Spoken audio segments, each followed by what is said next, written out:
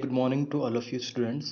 This is doctor Vipul Kashyap और आज का टॉपिक जो हम डिस्कस करेंगे वो है इंट्रोडक्शन टू कार्बोहाइड्रेट, जो कि आपकी यूनिट 1 है। इसका सेकंड पार्ट है। ठीक है, इससे पिछले पार्ट में मैंने जो प्रेजेंटेशन बनाई है, आई होप आप सभी ने देखी है। और इसके बाद जो प्रेजेंटेशन हम शुरू कर रहे हैं, इसमें बेसिकली समझने का ज़्यादा है बजाय कि लिखने के। तो चलिए शुरू करते हैं। तो सबसे पहले जो आपका समझने वाला टॉपिक है वो है how to convert Fischer to Haworth projection. ठीक है, तो आप सबको मैंने पहले ही बताया था कि फिशर प्रोजेक्शन कौन से होते हैं, जब आप ऐसे करके बनाते हो। ठीक है, उसमें ही हम मान लीजिए ग्लूकोज का स्ट्रक्चर बना रहे हैं, तो कैसे बनाएंगे, कार्बन यहाँ पे लगा देंगे। ठीक है, तो 6 कार्बन हो गए। ठीक है, ये 6th कार्बन है। ठीक है, तो ऐसे करके बनेगा स्ट्रक्चर, आपकी स्क्रीन पे ये दिख रहा होगा यहाँ पर। ठीक है, उसी तरीके से हम OH और H ज्वाइन करते हैं। ठीक है, HOH। ठीक है, तो इसको बोलेंगे हम फिशर स्ट्रक्चर। जबकि हॉवर्थ स्ट्रक्चर जो आपको बताए थे मैंने, ये रहते हैं साइक्लिक। साइक्लिक क्यों बोला जा रहा है, क्योंकि ये आपस में जुड़े हुए हैं। ठीक है, जिस तरह बेंजीन है। ठीक है, ये आपका हॉवर्थ स्ट्रक्चर है। ठीक है, तो ये क्या हो सकता है आपका, ये यहाँ पे पायरेनोस भी हो सकता है और आपका फ्यूरेनोस भी हो सकता है। ठीक है, पायरेनोस और फ्यूरेनोस मैंने आपको बताया था कि क्या रहते हैं। जो पायरेनोस है वो इसको बोला जाता है। ठीक है, जो 6 दिख रहा है एक बेंजीन लाइक स्ट्रक्चर। और फ्यूरेनोस क्या बोला जाएगा, पेंटावेलेंट टाइप है। ठीक है, हालांकि उसमें भी कार्बन कितने होते हैं, 6 ही होते हैं, मगर उसका स्ट्रक्चर कैसा है, पेंटावेलेंट टाइप है, 5। ठीक है, दिखने में। तो अब हम शुरू करते हैं कि आपके सामने अगर कि उसको कन्वर्ट कैसे करा जाए, कोई फिशर स्ट्रक्चर है उसको हावर्थ में कैसे कन्वर्ट करा जाए। तो देखिए आपकी स्क्रीन पर ये मान लीजिए ग्लूकोज है, ये मैंने बनाया इसका फिशर स्ट्रक्चर। ठीक है, अब ये ग्लूकोज में भी एल्डोज पढ़ रहा हूँ। एल्डोज आपको बताया था मैंने कि एल्डोज वो होते हैं जिनके ऊपर सबसे फंक्शनल ग्रुप कौन सा है, एल्डिहाइड है। ठीक है, CHO है यहाँ पे एल्डिहाइड जुड़ा हुआ, तब इसको बोला जाएगा एल्डोज। अब देखिए यहाँ पे हमने बना दिया, एक कार्बन, 2, 3, 4, 5 और 6 कार्बन हो गए हमारे, ये लगा दिया हमने। ठीक है, उसके बाद जो नेक्स्ट है, अब यहाँ पे देखिए इस स्ट्रक्चर पर, यहाँ पर हमने नंबरिंग कर दी 1 2 3 4 5 6। ठीक है, उसके बाद ये जो OH है यहाँ पर, क्या हम इसको यहाँ जोड़ सकते हैं। ठीक है, बिल्कुल जोड़ सकते हैं। इसका यहाँ पे O लिख लीजिए यहाँ पे, और यहाँ से H इसका जुड़ जाएगा इस तरीके से। ठीक है, तो ये स्ट्रक्चर और ये स्ट्रक्चर सेम है। ठीक है, कि हमने क्या किया, जो उसका ये OH था, इसका O हमने यहाँ ऐसे कर दिया और ये ऐसे यहाँ पे ज्वाइन कर दिया। ठीक है, तो यही स्ट्रक्चर को क्या बोला जाता है, बेसिकली हावर्थ स्ट्रक्चर। ठीक है, तो फिशर में ये स्ट्रक्चर ऐसे दिखेगा और हावर्थ में स्ट्रक्चर ऐसे दिखेगा, किसका, ग्लूकोज का। ठीक है, अब यहाँ देख लीजिए, यहाँ पे वही चीज़ हमने करी, ये बेंजीन टाइप स्ट्रक्चर बना लिया हमने। और यहाँ पे देखिए H ऊपर है, OH नीचे। यहाँ पे देखिए स्टार मैंने जहाँ लगाए हैं, ये देखिए स्टार लगाए हैं H के ऊपर, ये सारे प्लेन के ऊपर आएंगे। ठीक है, प्लेन के ऊपर मतलब ये H ऊपर है तो OH नीचे है, H ऊपर है OH नीचे है, OH ऊपर है H नीचे। यहाँ देखिए OH ऊपर है, मतलब यहाँ देखिए OH ऊपर है, स्टार मतलब ये सारे ऊपर रहेंगे, बाकी ये सारे नीचे रहेंगे। तो आपको पता चल जाएगा कि OH या फिर H किस तरीके से लगाने। यहाँ देखिए OH ऊपर है, OH नीचे फर्स्ट में। यहाँ देखिए H ऊपर है, OH नीचे, H ऊपर है OH नीचे, स्टार लगा हुआ था। उसी तरीके से यहाँ भी स्टार लगा है, H ऊपर है OH नीचे, H ऊपर है OH नीचे। ठीक है, तो इसी तरीके से चले गए। लास्ट में थोड़ा सा ये है कि जो लास्ट 5th है, वहाँ पे देखिए, वहाँ पे H नीचे है, बस ये याद रखिए, जो H है ये नीचे है, बाकी CH2OH ये ऊपर आएगा पूरा। ठीक है, सिर्फ लास्ट को थोड़ा सा देख लीजिएगा। अब देखिए यहाँ पे एक चीज, जो फर्स्ट कार्बन है, फर्स्ट कार्बन ये हुआ। ठीक है, इसको बोला जाता है एनोमेरिक कार्बन। क्या बोला जाता है, एनोमेरिक कार्बन। ठीक है, तो यहाँ पर देखिए अगर OH नीचे है, ठीक है, नीचे है, तो इसको बोला जाएगा अल्फा पोजीशन। ठीक है, अल्फा पोजीशन एनोमेरिक कार्बन की। और अगर यही H, यही OH अगर ऊपर हुआ यहाँ पर, तब इसको बोला जाएगा बीटा। ठीक है, तो ये अल्फा और बीटा एनोमर्स होते हैं बेसिकली। ठीक है, किसी ग्लूकोज का स्ट्रक्चर जब आप पढ़ेंगे तो एनोमर्स होते हैं, डिफरेंट डिफरेंट। ठीक है, एनोमेरिक कार्बन जो फर्स्ट कार्बन है, फर्स्ट कार्बन पर देखना है आपने कि भाई अगर OH नीचे जुड़ा है तो आपका अल्फा फॉर्म आएगा, ठीक है, उस ग्लूकोज का। अगर यही OH आपका ऊपर जुड़ा है तो क्या आएगा, ये बीटा एनोमर्स आएगा उसी ग्लूकोज का, ठीक है। ये पोजीशंस के हिसाब से एनोमेरिक स्टेट डिसाइड करी गई। तो एनोमेरिक स्टेट कौन सी हुई, आपने फर्स्ट कार्बन देखना है, ठीक है। और फर्स्ट कार्बन भी किस में देखना है आपने, एल्डोज में, ठीक है। अगर यहाँ पे CHO ग्रुप जुड़ा हुआ है, एल्डोज। और अगर यहाँ पे मान लीजिए CHO की जगह कीटोस जुड़ा हो, C डबल बॉन्ड O हो, तो आपका एनोमेरिक कार्बन कौन सा आएगा, सेकंड वाला, ठीक है। एल्डोज में एनोमेरिक कार्बन फर्स्ट आएगा, और अगर कीटोस हुआ मान लीजिए इसकी जगह यहाँ पे फंक्शनल ग्रुप, तो आपका एनोमेरिक कार्बन सेकंड होगा, ठीक है। तो ये बात याद रख लीजिए, और उसी हिसाब से अल्फा और बीटा फॉर्म बनते हैं। आप कीटोस, आप अभी तक हमने ये जो स्ट्रक्चर किया, ये इसको बोला जाएगा, ये तो पायरेनोज है, ठीक है। आप सबको पता है बेंजीन लाइक स्ट्रक्चर पायरेनोज है। अगर हम बोलें कि भाई फिशर स्ट्रक्चर बनाना है हावर्थ में, वो भी कौन सा फॉर्म, फ्यूरेनोस फॉर्म बनाना है, तो क्या बनाएंगे, ये तो थी पायरेनोस फॉर्म। तो अगर हमने फ्यूरेनोस फॉर्म बनाना है तो ये देखिए, ये आपकी फ्यूरेनोस फॉर्म है यहाँ पर, ठीक है। ये देखिए, ये पूरा पेंटावेलेंट टाइप स्ट्रक्चर है ना, देखिए, ठीक है। मगर कार्बन 6 है, कैसे, देखिए, 1 2 3 4 5, और एक ऊपर जाके जुड़ेगा आपका यहाँ पे सिक्स्थ कार्बन, आप यहाँ देख सकते हैं इस स्ट्रक्चर में, first carbon, second carbon, third carbon, fourth, fifth, और ये सिक्स्थ कार्बन, ठीक है। बाकी ये सारे स्ट्रक्चर ऐसे रहेंगे, और H और OH का अरेंजमेंट, ठीक है। तो ये हुई फ्यूरेनोस फॉर्म। और फ्यूरेनोस में भी कौन सी फॉर्म हुई, अल्फा हुई या बीटा हुई, यहाँ पे देखिए, अल्फा हुई या बीटा हुई। आपने एनोमेरिक कार्बन देखना है, फर्स्ट कार्बन देखिए, अल्फा हुई या बीटा हुई, OH नीचे है तो कौन सी हुई, अल्फा फॉर्म हुई। और आपको पता है कि भी हम ये एल्डोज पढ़ रहे हैं तो हमने फर्स्ट पोजीशन देखनी है यहाँ पे, ठीक है। अगर कीटो होता तो हम कौन सी, सेकंड पोजीशन देखते। तो चलिए, ये था फिशर और हावर्थ के बारे में। उसके बाद एनोमर्स की डेफिनेशन पढ़ लेते हैं। अभी मैंने आपको बताया था ना एनोमर्स होते हैं, तो डेफिनेशन पढ़ लेते हैं। एनोमर्स क्या है, दे आर साइक्लिक मोनोसैकेराइड। सबसे पहले तो साइक्लिक मोनोसैकेराइड या फिर ग्लाइकोसाइड्स हैं दैट आर एपीमर्स, ठीक है। जो कि क्या है, एपीमर्स। एपीमर्स मैंने आपको बताया था जिसके पास बहुत सारे कायरल कार्बन हों, ठीक है, और कहीं एक जगह बस वो डिफरेंट हो और बाकी जगह अलग हों, तो ये हुए epimers. Differing from each other, जो एक दूसरे से अलग हैं, वो किस पोजीशन पे, C1 पोजीशन पे, ठीक है। देखिए C1 पोजीशन पे जो एक दूसरे से अलग है इन केस ऑफ एल्डोज, ठीक है, एल्डोज में। और C2 पोजीशन पे अलग है, वो किस केस में, कीटोज के केसेस में, ठीक है। The epimeric carbon in anomers are known as anomeric carbons और एनोमेरिक सेंटर। तो यही मैंने आपको बताया था। अब यहाँ पे देख लीजिए, ये आपका कार्बन 1 है, ठीक है। ये बेसिकली हम एल्डोज है, ये एल्डोज शुगर है, ठीक है, CHO ग्रुप जुड़ा है इसके ऊपर। तो ये देखिए इन दोनों में, यहाँ तो ये नीचे है OH, और यहाँ पर OH ऊपर है, ठीक है। जहाँ OH नीचे है ये कौन सी है, अल्फा स्टेट है। और ये OH ऊपर है यहाँ पे, तो ये कौन सी हुई, बीटा, बीटा स्टेट, ठीक है। तो यही है एनोमर्स। बस आपने ये देखना है कि वेदर आपका एल्डोज है या फिर वो कीटोज शुगर है, ठीक है, उसके बेसिस पर ही। उसके बाद यही सेम चीज़ हम दोबारा पढ़ते हैं कि alpha and beta anomers of D glucose के बारे में पढ़ते हैं।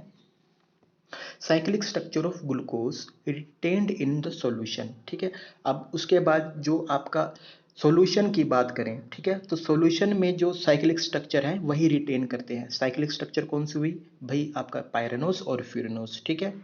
आपका ए साइक्लिक स्ट्रक्चर कभी भी मेंटेन रिटेन नहीं रहेंगे, ठीक है, सॉल्यूशन आपका जो वाटर सॉल्यूशन है उसके अंदर।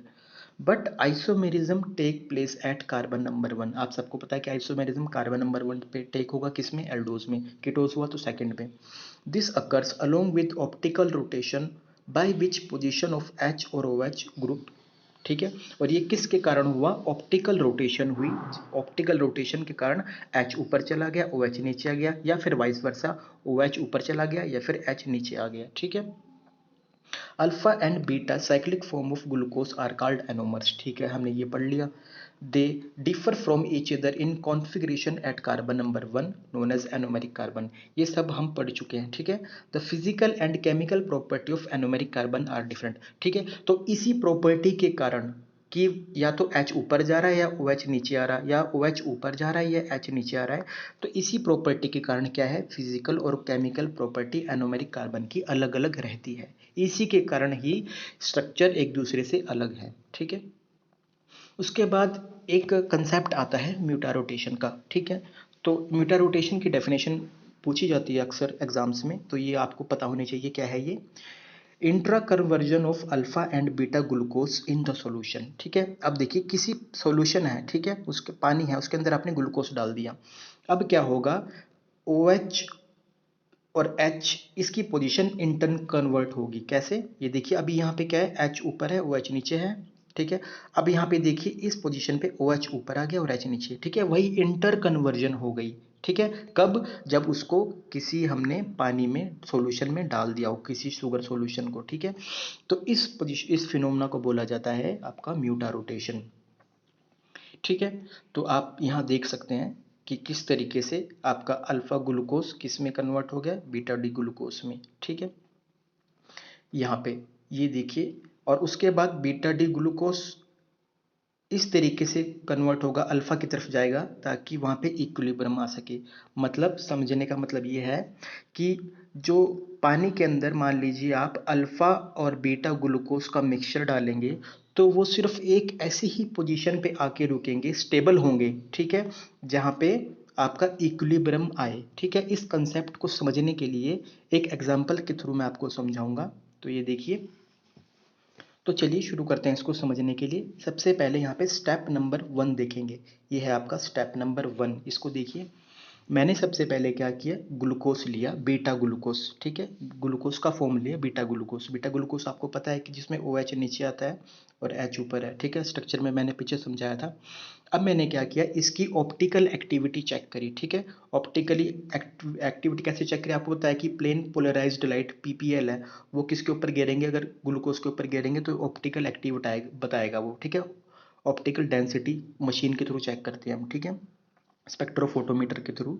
तो क्या हुआ, तो प्लेन पोलराइज्ड लाइट मैंने बीटा ग्लूकोज के ऊपर डाली और ऑप्टिकल रोटेशन उसकी मैंने नोट करी, वो आई 18.7 डिग्री, ठीक है। मतलब इस पोजीशन पे वो टिल्ट किया, ओके। अब मैंने क्या किया, उसके बाद मैंने अल्फा ग्लूकोज लिया, सिंपल, ठीक है। उसकी ऑप्टिकल एक्टिविटी मैंने चेक करी तो वो आया मेरा 112.2, ठीक है। देखिए कितना फर्क है। सबसे पहले मैंने सिंपल बीटा ग्लूकोज लिया, उसकी ऑप्टिकल चेक एक्टिविटी चेक करी, वो आई 18.7। अल्फा ग्लूकोज की ऑप्टिकल एक्टिविटी चेक करी, वो आई 112.2 डिग्री, ठीक है। अब सेकंड स्टेप में मैंने क्या किया, यहाँ देखिए। अब मैंने क्या किया, अभी अल्फा बीटा ग्लूकोज को पानी के साथ मिला दिया, बीटा ग्लूकोज को पानी के साथ मिला दिया मैंने, यहाँ देखिए, बीटा ग्लूकोज को पानी के साथ मिला दिया। और तब मैंने ऑप्टिकल एक्टिविटी चेक करी, वो आई 52.7, ठीक है, कितनी आई 52.7। उसके बाद मैंने क्या किया, अल्फा डी ग्लूकोज को पानी के साथ मिला दिया अलग से, और तब ऑप्टिकल एक्टिविटी चेक करी, तब आई 52.7 डिग्री, ठीक है। तो ये कैसे हो सकता है कि जब मैंने सिंपल ग्लूकोज की ऑप्टिकल एक्टिविटी चेक करी तब 18.7 आई, जब अल्फा डी ग्लूकोज की सिंपली ऑप्टिकल एक्टिविटी चेक करी तब 112.2 आई, मगर जब मैंने इनको पानी के साथ मिला दिया तब इन दोनों की एक्टिविटी सेम आई। तो इसी को बोलते हैं म्यूटा रोटेशन। मतलब कि भाई सॉल्यूशन के अंदर जब भी आप अल्फा ग्लूकोज को पानी के साथ या फिर बीटा ग्लूकोज को पानी के साथ मिलाएंगे, तो वो एक ऐसी पोजीशन पे आकर रुकेंगे, ठीक है, वो अपनी ऐसी एक पोजीशन बनाएंगे, इक्विलिब्रियम पोजीशन, जहां उनकी वैल्यू सेम आएगी। हालांकि सिंगली सिंगली इनकी वैल्यू कुछ और ही है, ठीक है। तो यहीं पे देखा गया। आप यहाँ देखिए, यहाँ पे जब आपने, अब तीसरे स्टेप में हमने क्या किया, आप वो देख लीजिए। थर्ड स्टेप में हमने क्या किया, आप अल्फा ग्लूकोज ले लिया मैंने, ठीक है, बीटा ग्लूकोज ले लिया और मैंने वाटर ले लिया, तीनों चीजें एक साथ ले ली। पहले स्टेप में आपने क्या किया था, अल्फा ग्लूकोज सिंपल लिया था, उसकी ऑप्टिकल एक्टिविटी चेक करी, बीटा ग्लूकोज सिंपल लिया था, उसकी ऑप्टिकल एक्टिविटी चेक करी, ठीक है। अब आपने क्या किया, आपने अल्फा ग्लूकोज प्लस वाटर ले लिया, उसकी ऑप्टिकल एक्टिविटी चेक करी, बीटा ग्लूकोज ले लिया प्लस वाटर, उसकी ऑप्टिकल एक्टिविटी चेक करी। 2 स्टेप्स क्लियर। अब थर्ड स्टेप में हमने क्या किया, हमने तीनों ले लिए, अल्फा ग्लूकोज भी ले लिया, बीटा ग्लूकोज भी ले लिया और वाटर भी ले लिया, और तब उसकी क्या आई वैल्यू 52.7 डिग्री। तब भी उसकी वैल्यू कितनी आई, और जो ऑप्टिकल रोटेशन हुआ OD आई, वो 52.7 डिग्री उसकी रोटेशन हमने ऑब्जर्व करी। तो ये हुआ कैसे सब कुछ, तो आप यहाँ देख सकते हैं कि भी जो अल्फा फॉर्म थी, ठीक है, उसका कितना आया था, जो सिंपल जब हमने ग्लूकोज लिया था तब रीडिंग कितनी थी, 112 थी, ठीक है। जैसे ही हमने उसको पानी में डाला, यहाँ पे देखिए पानी में डाला जैसे ही उसको, तब उसकी ऑप्टिकल एक्टिविटी धीरे धीरे गिरनी शुरू हो गई, 112 से सीधा डायरेक्ट 52.7 पहुंच गई, ठीक है। किसकी? अल्फा ग्लूकोज की। पानी के अंदर क्या क्या था? अल्फा ग्लूकोज था और बीटा ग्लूकोज था। तो अल्फा का रोटेशन 112 से सीधा 52.7 चला गया, ठीक है। और जो बीटा फॉर्म थी, बीटा का आपको सिंपल शुरू में कितना था रोटेशन? 18.7। शुरू में रोटेशन कितना था? 18.7। तो उसकी रोटेशन का कहाँ से उसकी बढ़ने लग गई, 18 से 52.7 की तरफ बढ़ने लग गई। भाई एक की वैल्यू कितनी थी? 112 थी, वो तो घटने लग गई 52.7 अल्फा की, अल्फा ग्लूकोज की। और बीटा ग्लूकोज की वैल्यू 18.7 थी और धीरे धीरे बढ़ने लग गई 52.7। और ये सब कब हुआ?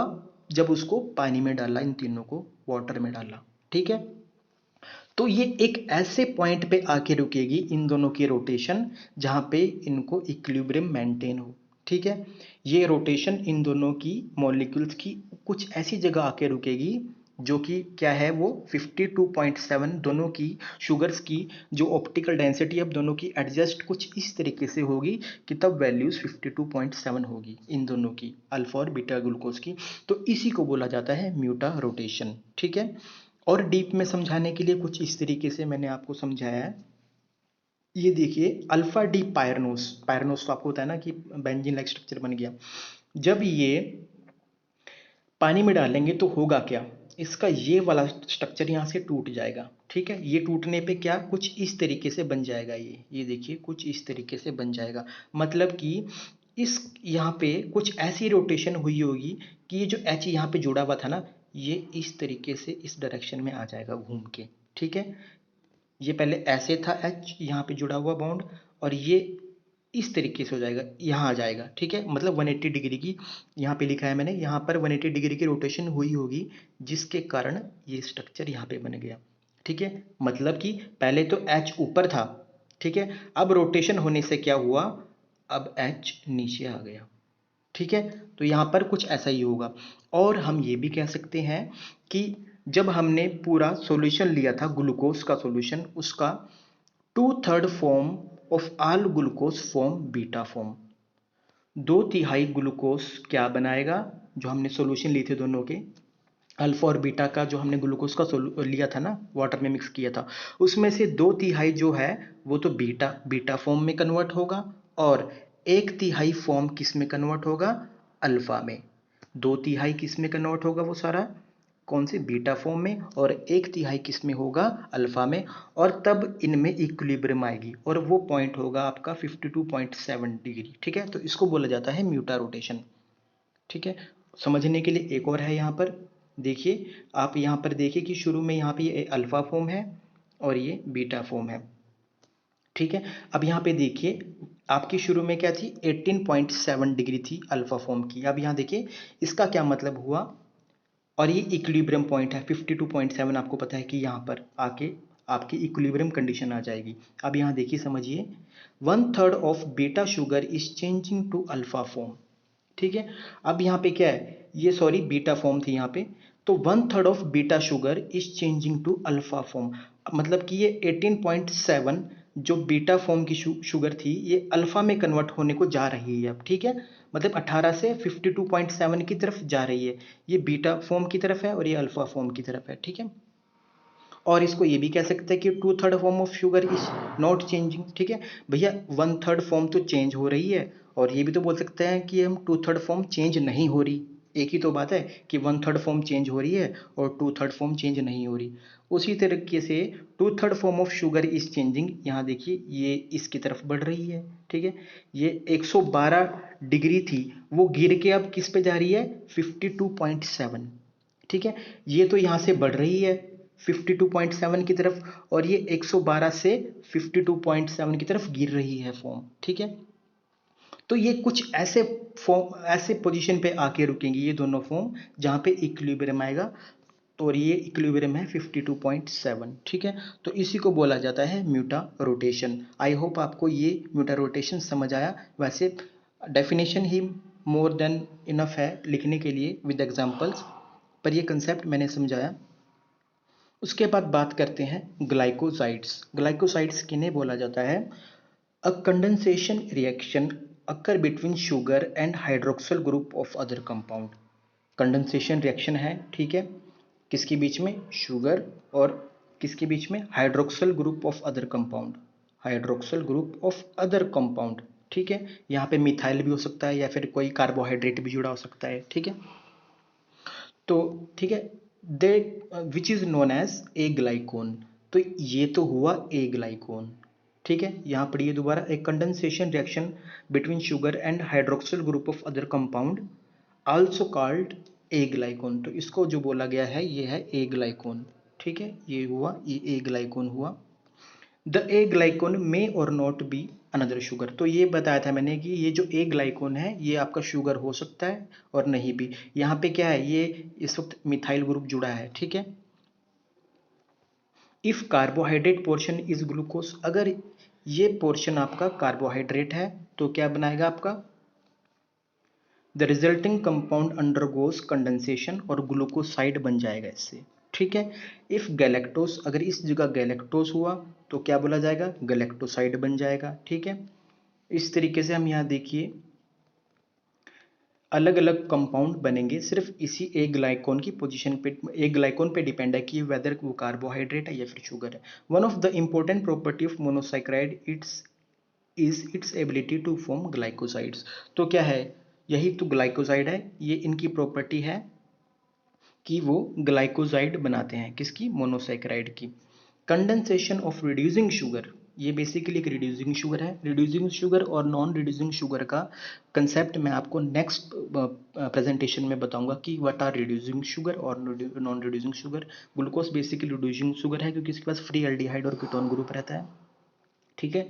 दे जब उनकी रिएक्शन होगी ड्राई मिथाइल अल्कोहल के साथ, मिथाइल अल्कोहल के साथ in presence of catalyst like HCl, तो ये क्या बनाएंगे? ये बेसिकली बनाएंगे ग्लाइकोसाइड्स। तो इनकी प्रॉपर्टी है किसकी? मोनोसैकेराइड। अभी तक हम मोनोसैकेराइड ही पढ़ रहे हैं, ठीक है।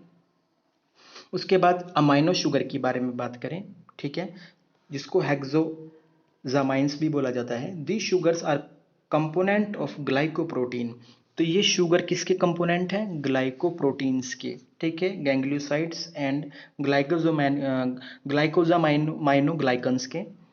Sugar containing amino groups are amino sugar. भाई जिस शुगर के पास अमाइनो ग्रुप है, ठीक है, NH2 ग्रुप है, तो उनको क्या बोलेगा? अमाइनो शुगर के नाम से जाना जाता है। Several antibiotics contain amino sugar. अब बहुत सारी एंटीबायोटिक्स हैं, वो किसका एग्जाम्पल है? अमाइनो शुगर का, ठीक है।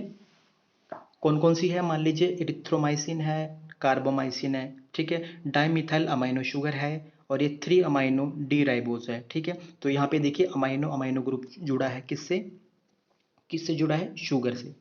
तो किसी शुगर के साथ अमाइनो ग्रुप जुड़ा है तो वो अमाइनो शुगर्स हुए, ठीक है। यहाँ पे एग्जांपल देख लीजिए, डिऑक्सी शुगर है, एक डिऑक्सी राइबोज है और एक डी राइबोज है। यहाँ पे एग्जांपल दिया गया है। डिऑक्सी राइबोज किसे बोला जाता है और डी राइबोज किसे बोला जाता है? यहाँ पे देख लीजिए, डी राइबोज में फर्स्ट और सेकंड पोजीशन पे देखिए, H ऊपर है OH नीचे है, ठीक है। मगर डी ऑक्सी राइबोज का मतलब क्या हुआ कि ऑक्सीजन नहीं है इसमें, डीऑक्सी, ठीक है। फर्स्ट पोजीशन और सेकंड पोजीशन पे देखिए, सेकंड पोजीशन पे H ऊपर है और यहाँ पे सिंगल H है। ध्यान से देखिए, डिऑक्सी राइबोज शुगर में देखिए सेकंड पोजीशन पे यहाँ सिर्फ H है, मगर डी राइबोज में देखिए यहाँ पे OH है। तो यही है डीऑक्सी राइबोज का मतलब कि यहाँ पे ऑक्सीजन नहीं है इस वक्त, ठीक है। तो जो डिऑक्सी शुगर्स है they can not form osazone. तो एक प्रॉपर्टी होती है बेसिकली मोनोसैकेराइड्स की कि भी ओसाजोन बनाते हैं, मगर डिऑक्सी शुगर नहीं बनाते osazone. This sugars are very unstable and form residue. तो ये बड़ी अनस्टेबल है, ठीक है।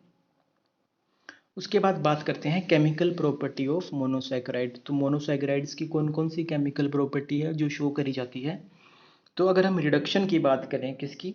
मोनोसैकेराइड की, रिड्यूस की, ठीक है। रिडक्शन क्या होता है? Basically gain of electron. Reduction is gain of electron. तो यहाँ पे देखिए, ग्लूकोज को अगर सोडियम और मर्करी के साथ ट्रीट करेंगे तो सॉर्बिटॉल बनाएंगे। ग्लूकोज को सोडियम और मरकरी के साथ करेंगे, गैलेक्टोज को करेंगे तो क्या बनाएगा, डलकीटोल बनाएगा।